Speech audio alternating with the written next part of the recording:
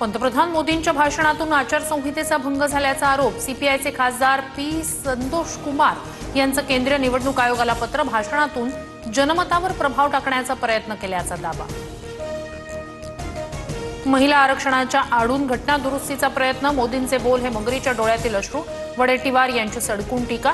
तर पंतप्रधानांवर भाष्य करताना आत्मपरीक्षण करा. नारी शक्तीशी द्रोह करणाऱ्यांना जनता धडा शिकवेल, आशिष शेलार यांचं वक्तव्य.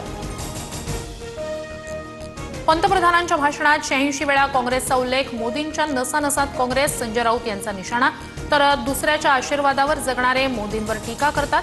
राऊतांनी स्वतःची पातळी तपासावी, शिरसाटांची टीका.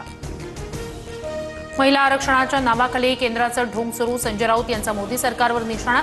तर देशभरातील लाडक्या बहिणी विरोधकांना धडा शिकवतील, उपमुख्यमंत्री शिंदे यांची प्रतिक्रिया. भाजपच्या 149 उमेदवारांमध्ये केवळ 15 महिला. तर राज्यात 39 मंत्र्यांमध्ये केवळ 4 महिला मंत्री. महिला आरक्षण विधेयकावरून अंजली दमानिया यांचं ट्विट. मुख्यमंत्री फडणवीसांच्या विरोधकांवरील टीकेला आकडेवारी निशी प्रत्युत्तर.